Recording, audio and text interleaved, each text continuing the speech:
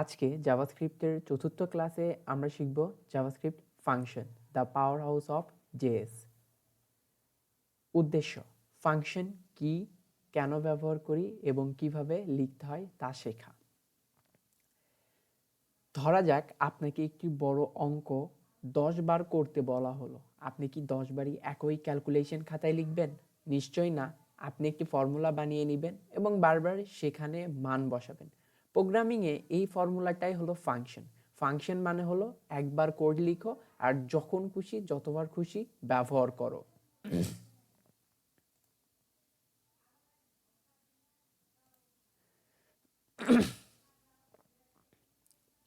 তো চলুন আমরা বিগত ক্লাসে আমরা ঠিক যেভাবে দেখেছি যে জাভাস্ক্রিপ্টে ফাংশন লেখার জন্য জাস্ট আমাদেরকে ফাংশন সিনট্যাক্স নিয়ে নিতে হয়, যেটা জাভাস্ক্রিপ্টের ফাংশনের ক্ষেত্রে ফাংশন সিনট্যাক্স। এরপরে ফাংশনের একটি নাম দিতে হয় এবং আমরা যেমনটা জানি জাভাস্ক্রিপ্ট হচ্ছে ক্যামেল কেসে লিখতে হয়, মানে প্রথম অক্ষরটা ছোট হাতের হতে হবে এবং তারপরেরটা বড় হাতের হতে হবে, ক্যামেল কেসের এই নিয়ম। তো সেক্ষেত্রে আমরা আমাদের এই ফাংশনের নামটা দিয়ে দিলাম, জাস্ট সিম্পল হচ্ছে ফাংশন নেম। আমরা হচ্ছে ফাংশনের নাম দিয়ে দিলাম ফাংশন নেম এবং এই যে কার্লি ব্রেসেস রয়েছে এইটাই মূলত হলো এই যে ফাংশনের এইটার বর্ডার বা এরিয়া বলতে পারেন। এর ভিতরেই মূলত যা থাকবে সেইটাই হচ্ছে এই ফাংশনের ভিতরে থাকা কোডগুলো ফাংশনের কাজ। তো এখানে আমরা একটা ফাংশন নিয়েছি এবং ফাংশনের নাম দিয়েছি ফাংশন নেম। দেন এর ভিতরে আমরা যেটা করতে পারি সেটা হচ্ছে আমরা ঠিক যেমনটা আগে দেখেছিলাম যে প্রিন্ট করার ক্ষেত্রে, লেখা দেখানোর ক্ষেত্রে সিস্টেমে যেটা কোনো কোথাও দেখাবে না, শুধু কনসোলে বা টার্মিনালে দেখাবে। তো সেক্ষেত্রে আমরা ব্যবহার করবো হচ্ছে কনসোল ডট লগ এবং কনসোল ডট লগের ভিতরে আমরা যদি লিখি মাই ফাংশন, তাহলে কিন্তু আমরা হচ্ছে আমাদের এই ফাংশনটাকে আমাদের টার্মিনালে দেখতে পাবো। এবং যেমনটা আমরা আগের ক্লাসে দেখেছি, একটি ফাংশনকে আপনি যখন লিখবেন এই ফাংশন কিন্তু আপনি আর কাজ করবে না যতক্ষণ না এই ফাংশনকে আপনি কোথাও থেকে কল করছেন বা এই ফাংশনের সাথে ইন্টারাক্ট করছেন। তো আমরা জাস্ট সিম্পলি কি করে নিলাম, এখানে হচ্ছে ফাংশন নেম দিয়ে এই ফাংশনটাকে কল করে দিলাম। এখন যদি আমরা টার্মিনালে গিয়ে কোডটা চালাই, টার্মিনাল, নিউ টার্মিনাল, এবং এখানে এসে আমরা যদি কোডটা হচ্ছে একটু চালাই, আমি একটু জুম করে নিচ্ছি এবং এখানে এসে আমি যদি লিখি হচ্ছে যে আমাদের কি, আমি আগেও বলছিলাম যে নোড কিন্তু ইনস্টল আপনার সিস্টেমে থাকা লাগবে, যেটা প্রথম ক্লাসে আমরা দেখিয়েছিলাম। তো নোড স্ক্রিপ্ট ডট জেএস আমরা যদি দিয়ে দিই তাহলে কিন্তু এই যে আমার মাই ফাংশন কনসোল ডট লগের ভিতরে আমি যদি লিখে দিই যে দিস ইজ আওয়ার ফাংশন, এখন কিন্তু এই লেখাটাই আমাদের প্রিন্টে দেখাবে। তো আমরা যদি এখন লিখি নোড, আমরা যেমনটা রান করার ক্ষেত্রে দেখাতে চাচ্ছিলাম, নোড স্ক্রিপ্ট ডট জেএস, এই যে দিস ইজ আওয়ার ফাংশন, এই লেখাটা কিন্তু এখানে দেখাচ্ছে। এখানে কি হলো, এই যে ফাংশন কিওয়ার্ড রয়েছে যেটা জাভাস্ক্রিপ্টের বিল্ট ইন কিওয়ার্ড, এবং এই ফাংশন কিওয়ার্ডের মাধ্যমে ফাংশন লেখা শুরু করতে হয়। এই ফাংশনের একটা আমরা নাম দিয়ে দিলাম ক্যামেল কেসে, এবং এখানে যে কার্লি ব্রেসেস রয়েছে এইটার ভিতরে যে যা থাকবে, যতটুকু কোড বা যে কোডগুলো থাকবে সেইটাই হবে এই ফাংশনের কাজ। এরপরে আমরা আসি প্যারামিটার বা আর্গুমেন্ট। সবসময় কি ফাংশন একই রেজাল্ট দিবে? মোটেও না। মাঝে মাঝে আমাদের ফাংশনকে কিছু ইনপুট দিতে হয়। যেমন ধরুন আপনি ব্লেন্ডার মেশিনে একটা আপেল দিলেন এবং ব্লেন্ডার মেশিন রান করালে সেই আপেলটা জুস হয়ে যাবে। এই ফল হলো, এই আপেল হলো মূলত প্যারামিটার, যেটা আমরা ফাংশনের ভিতর দিলে ফাংশন সেইটার উপরে ভিত্তি করে আমাদেরকে একটা রিটার্ন করবে। আমরা যদি এই প্যারামিটার বা আর্গুমেন্টটা পাস করাটা দেখি, তো এই ক্ষেত্রে আমাদেরকে করতে হবে কি, সিম্পলি আমাদের এই যে ফাংশন রয়েছে ফাংশন একটা তৈরি করে নিতে হবে। যে ফাংশন জাভাস্ক্রিপ্টের বিল্ট ইন ফাংশন কিওয়ার্ড দিয়ে আমরা একটা ফাংশন তৈরি করছি এবং এই ফাংশনের নাম দিচ্ছি ওয়েলকাম ইউজার। আমরা ওয়েলকাম ইউজার দিচ্ছি এবং এখানে আমরা হচ্ছে কার্লি ব্রেসেস দিয়ে দিলাম, যেটা হচ্ছে এই ফাংশনের বর্ডার বলতে পারেন। তো এখানে ধরুন আমরা হচ্ছে যে লিখলাম যে কনসোল ডট লগ, এই কনসোল ডট লগের ভিতরে আমরা লিখে দিলাম যে ওয়েলকাম টু আওয়ার, আচ্ছা ওয়েলকাম, জাস্ট ওয়েলকাম দিয়ে আমরা এখানে মিস্টার দিয়ে দিলাম। দেন এখানে এসে আমরা হচ্ছে প্লাস দিয়ে দিলাম, তাহলে কি হবে, এই লেখাটার সাথে পরবর্তী লেখাটা যোগ হয়ে যাবে এবং এখানে আমাদের যে ইউজারের যে নেমটা থাকবে সেই নেমটা আমরা দেখাবো। তো সেক্ষেত্রে আমি এখানে যে সিম্পলি নেম বললাম এবং এখানে আমরা আরেকটা প্লাস দিয়ে দিলাম এবং এর ভিতরে আমরা আরেকটা স্ট্রিং দিয়ে দিব, সেটা হচ্ছে ওয়েলকাম মিস্টার নাম থাকবে, তারপরে জাস্ট হচ্ছে যে একটা চিহ্ন থাকলো। ওকে, তো এক্ষেত্রে এই যে নেম আছে, এই নেমের কিন্তু কোনো ভ্যালু নাই। তো এই ফাংশনের ভিতরেও কিন্তু নেমের কোনো ভ্যালু নেই। আমরা যদি এখানে লিখি যে লেট নেম, দেন এর ভিতরে আমরা যে নেমটা লিখবো সেই নেমটা কিন্তু এখানে দেখাবে। তো সেক্ষেত্রে আমরা যদি ফাংশনের বাইরে থেকে নামকে আমরা পাস করতে চাই, তো সেক্ষেত্রে আমাদেরকে কি করতে হবে, এই যে এখানে এসে আমাদেরকে নেমটা বলে দিতে হবে যে আর্গুমেন্ট আমরা পাস করতে চাচ্ছিলাম প্যারামিটারের। তো সেক্ষেত্রে আমরা এখন কি করতে হবে, এই যে ফাংশন, যেখানে এই ফাংশনটা আমরা কল করব, তো এই আমাদের ফাংশনের নামটা হচ্ছে ওয়েলকাম ইউজার। দেন এর ভিতরে আমরা যদি হচ্ছে যে কোনো নাম লিখে দিই, যেমন ধরুন আমার নামটা এখানে আমি লিখে দিলাম, জাস্ট এই ফাংশনটাকে কল করে দিলাম নাম দিয়ে, এবং এর ভিতরে হচ্ছে আমি আমার নামটা দিয়ে দিলাম। এখন যদি আমরা এই কোডটাকে চালাই যে নোড স্ক্রিপ্ট ডট জেএস, তাহলে এক্ষেত্রে দেখছি এই যে ওয়েলকাম মিস্টার মাহমুদ। তো এক্ষেত্রে আমরা এখানে একটা স্পেস দিয়ে নিতে পারি। দেন আবার যদি আমরা রান করাই নোড স্ক্রিপ্ট ডট জেএস, তাহলে এই যে দেখুন এখানে কিন্তু আমার নামটা দেখাচ্ছে। আমরা কিন্তু এখানে শুধু নেম লিখেছিলাম। এই যে আমাদের যে নেম, এটা কই থেকে আর পাস হচ্ছে, এই যে এখানে যেখানে আমরা এই ফাংশনটাকে কল করেছি, এর ভিতরে আমরা আমাদের নামটা বলে দিয়েছি। এইটা হলো প্যারামিটার এবং আর্গুমেন্ট। এখানে আমরা যদি বিশ্লেষণ করতে চাই, এটা একটা ফাংশন, এই ফাংশনের একটা নাম রয়েছে, এবং এই যে ফার্স্ট ব্র্যাকেটের ভিতরে এখানে আমরা নাম হলো একটি ভেরিয়েবলের মতো, যা শুধু এই ফাংশনের ভিতরেই কাজ করবে, বাইরে কাজ করবে না। এবং যখন আমরা হচ্ছে যে এই ফাংশনকে নাম দিয়ে কল করলাম এবং এই ফাংশনের ভিতরে আমরা একটি নাম লিখে দিলাম, এই নামের জায়গা এই যে এই নামটা এখানে জাস্ট হচ্ছে প্যারামিটার আকারে পাস হচ্ছে এবং এখানে থেকে দেখাচ্ছে। এরপরে আমরা আসি হচ্ছে রিটার্ন স্টেটমেন্ট। রিটার্ন স্টেটমেন্ট হলো সব ফাংশন শুধু কনসোলে প্রিন্ট করে না, কিছু ফাংশন আমাদের কাজ শেষে একটি রেজাল্ট ফেরত দেয়। যেমন দোকানে টাকা দিলে সে আপনাকে পণ্য ফেরত দেয়, এই ফেরত দেওয়াই হলো রিটার্ন। রিটার্ন বিষয়টা হলো আপনি যখন কাউকে কিছু একটা দিবেন, তার বিনিময়ে সে নির্দিষ্ট কোনো না কিছু একটা রিটার্ন করবেই আপনাকে, সে বিনিময় দিবে। তো সেইটাই হলো রিটার্ন। তো রিটার্নের ক্ষেত্রে আমরা যদি দেখতে চাই, এখানে আমরা আরেকটা ফাংশন তৈরি করে নিতে পারি। ফাংশন এখানে আমরা দিলাম হচ্ছে অ্যাড নাম্বার, এবং এখানে আমরা হচ্ছে প্যারামিটারের আর্গুমেন্টের ভিতরে এ এবং বি কে পাস করে দিলাম। দেন এখানে এসে আমাদের যে কালি ব্রেসেস রয়েছে, এর ভিতরে আমরা কোড লিখবো হচ্ছে যে লেট সাম, আমরা নিয়ে হচ্ছে সাম, আমরা কি বলবো এ প্লাস বি। আমাদের যে এ এবং বি রয়েছে, এই এ এবং বি এর ভ্যালুটা হচ্ছে যোগ হবে। তো আমরা এখন হচ্ছে রিটার্ন করালাম রিটার্ন, এই যে সাম রয়েছে আমরা এই সামটাকে রিটার্ন করাবো। ঠিক আছে, এই সামটাকে যদি আমরা এখন রিটার্ন করা, এই যে ফাংশন রয়েছে, এই ফাংশনের ভিতরে এ এবং বি এর যে ভ্যালু রয়েছে সেইটা আমরা বাইরে থেকে প্যারামিটার আকারে আর্গুমেন্ট আকারে পাস করে দিব। এই ফাংশন সেই দুইটা ভ্যালুকে নিবে, নিয়ে যোগ করে দিবে, এবং যোগ করে যে রেজাল্টটা হবে সেই রেজাল্টটা এই ফাংশন হচ্ছে রিটার্ন করে দিবে। তো আমরা যদি এখন এখানে লিখি যে লেট রেজাল্ট, এখানে আমরা একটা ভেরিয়েবল নিয়ে নিলাম এবং ভেরিয়েবলের নাম দিলাম লেট রেজাল্ট, এবং এখানে আমরা এই রেজাল্ট অ্যাড নাম্বার, আমাদের যে ফাংশনের নাম রয়েছে, আমরা সেই ফাংশনের নাম ধরে ফাংশনকে এই যে রেজাল্ট ভেরিয়েবল রয়েছে এর ভিতরে কল করে দিলাম, দিয়ে এখন আমরা এখানে একটা ভ্যালু পাস করে দিব যে 10 এবং 11। এই যে এ প্রথমটা ইন্ডেক্স নাম্বার 0, এটা হচ্ছে 10 ভ্যালু গ্রহণ করবে, এবং এই যে বি রয়েছে এটা ইন্ডেক্স নাম্বার 1, যেটা 11 যে মান রয়েছে সেইটাকে সে গ্রহণ করবে, এবং গ্রহণ করে এই যে এখানে একটা ভেরিয়েবল রয়েছে যেটার মাধ্যমে, এখানে একটা সাম ভেরিয়েবল যেটার মাধ্যমে আমরা হচ্ছে এ এবং বি কে যোগ করে দিচ্ছি, এবং এই ফাংশনের ভিতরে একটা রিটার্ন স্টেটমেন্ট যেটা হচ্ছে আমাদের এই যে সাম যেটা যোগফল হবে সেইটাকে এই ফাংশন কি করবে, রিটার্ন করে দিবে।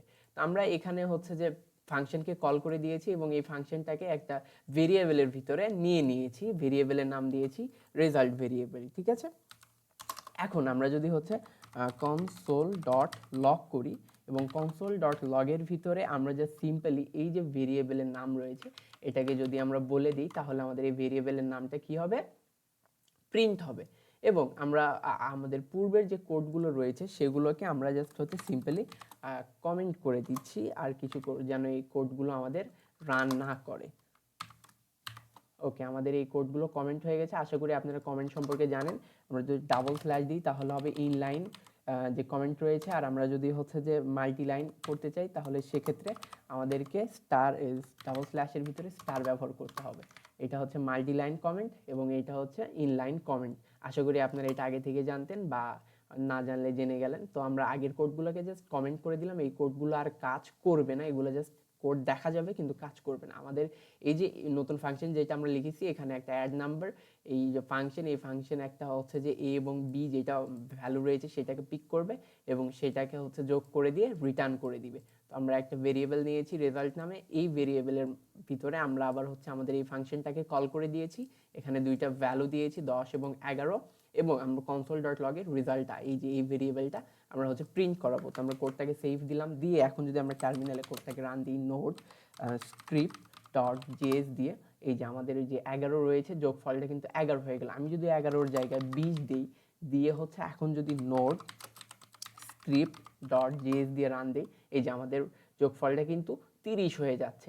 আমরা যদি এখানে যোগের জায়গায় বিয়োগের চিহ্ন দিই, দিয়ে আমরা যদি এখন 5 দিই, যেহেতু 10 ছোট সংখ্যা সেহেতু আমাদের ভ্যালুটা আসবে হচ্ছে মাইনাসে, এই যে -10। এবং এখানে আমরা যদি হচ্ছে যে গুণ করে দিই, যে আমরা গুণ করে দিলাম, তাহলে কিন্তু 10কে 20 দ্বারা গুণ করা হবে। এই যে নোড স্ক্রিপ্ট ডট জেএস যদি দিই, এই যে 200 হয়ে গেল।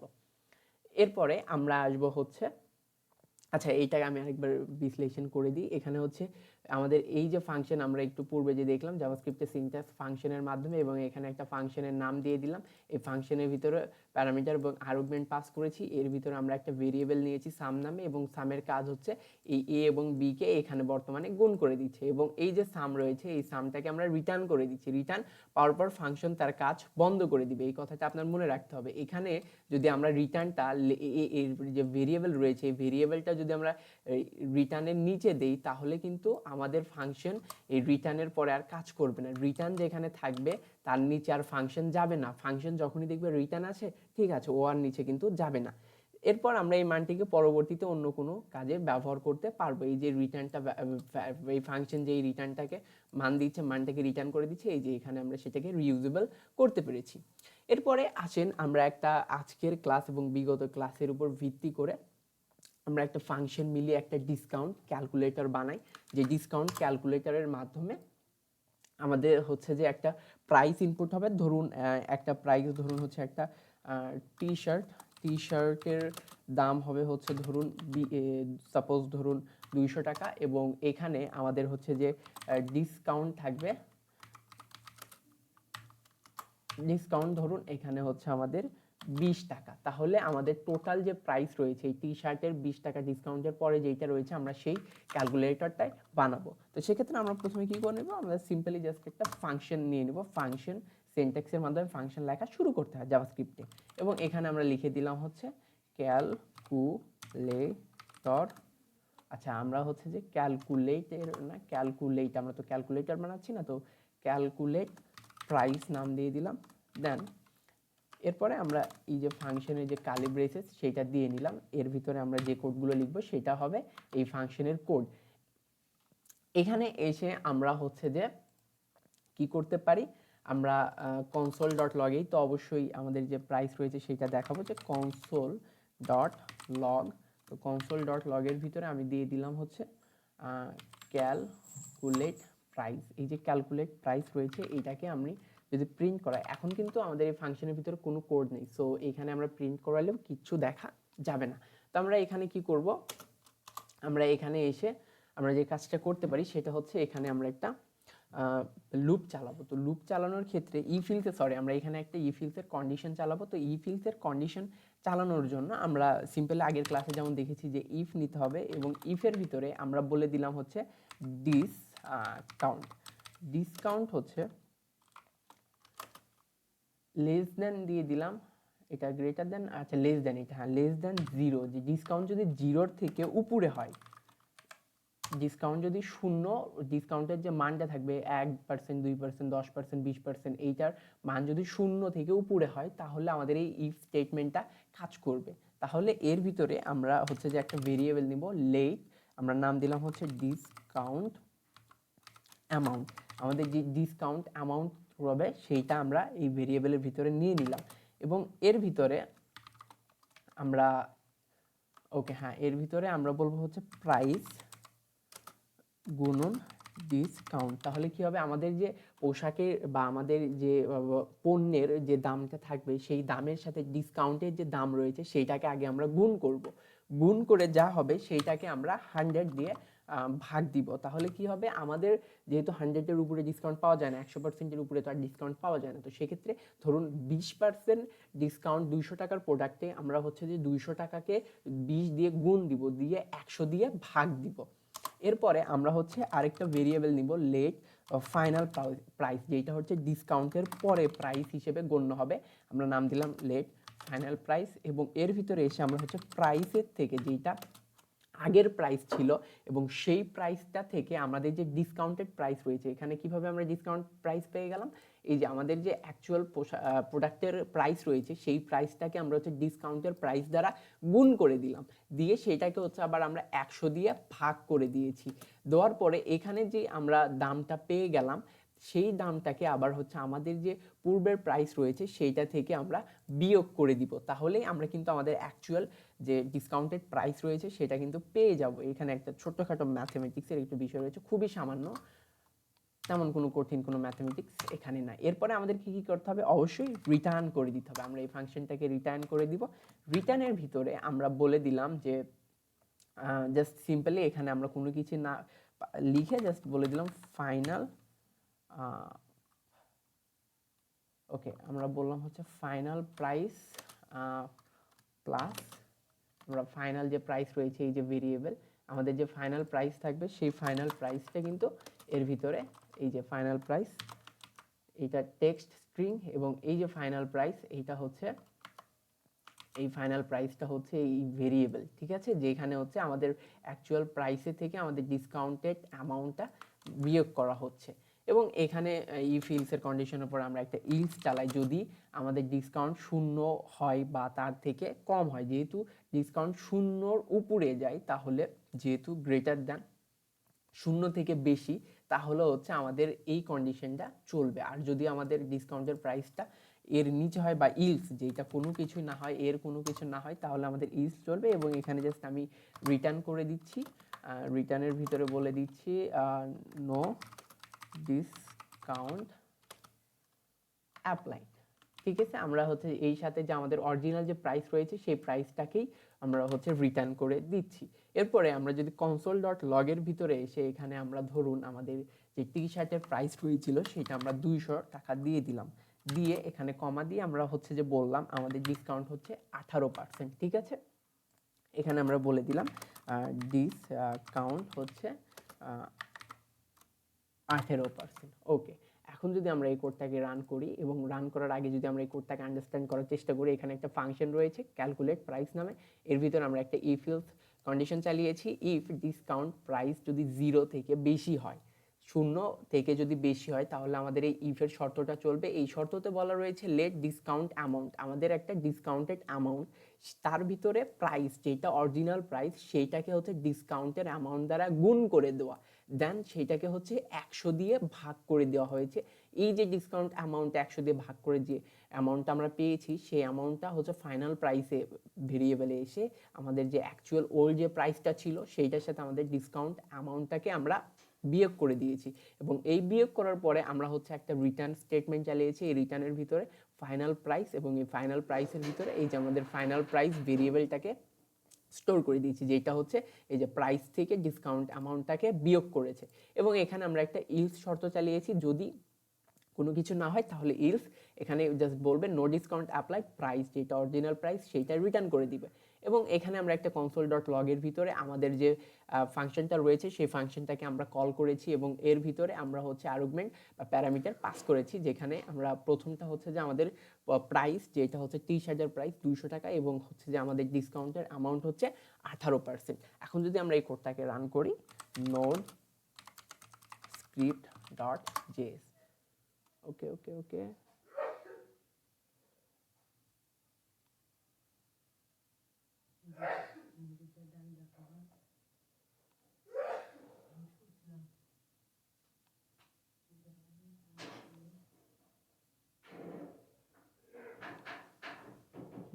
ডিসকাউন্ট, ও আচ্ছা আচ্ছা, এই যে ডিসকাউন্ট রয়েছে, সরি আমরা যে ভুলটা করেছি সেটা হচ্ছে এই যে প্রথমে যে প্যারামিটার এবং আর্গুমেন্ট সেটাকে কিন্তু আমরা পাস করিনি। তো প্রথমটা হচ্ছে প্রাইস এবং দ্বিতীয়টা হচ্ছে আমাদের ডিসকাউন্ট। সরি আমি এই ফাংশনের ভিতরে এটা পাস করিনি, তো আমাকে বলতেছে ডিসকাউন্টটা অ্যাকচুয়ালি ডিফাইন করা না। আমি ভাবতেছি কীভাবে ডিফাইন করা না, স্পেলিং মিস্টেক হলো, পরে দেখি যে আমি তো এখানে পাসই করি নাই, যেটা আমাদের এই যে আর্গুমেন্ট পাসের মূল শর্ত ছিল সেইটাই আমি করি না।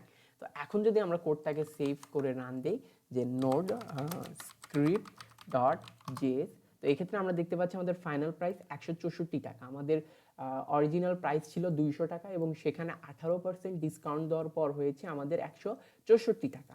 আমরা যদি এখানে বলে দিই যে আমাদের অরিজিনাল প্রোডাক্টের দাম হচ্ছে 400 টাকা এবং আমাদের ডিসকাউন্ট হচ্ছে 27%। আমরা যদি এখন এই কোডটাকে রান করে দিই নোড স্ক্রিপ্ট ডট জেএস, তাহলে আমরা এখানে দেখতে পাচ্ছি ফাইনাল প্রাইস 292 টাকা। তো ঠিক আছে, এই ছিল মূলত আজকের ভিডিও, যেখানে হচ্ছে আমরা ফাংশন, প্যারামিটার, আর্গুমেন্ট এবং রিটার্ন স্টেটমেন্ট নিয়ে কাজ করলাম এবং এখানে একটা আমরা তৈরি করেছি হচ্ছে ক্যালকুলেট প্রাইস, যেটা একটা ডিসকাউন্ট ক্যালকুলেটর তৈরি করেছি। তো দেখা হচ্ছে পরের ক্লাসে, ততক্ষণ পর্যন্ত প্র্যাকটিস করুন। আসসালামু আলাইকুম।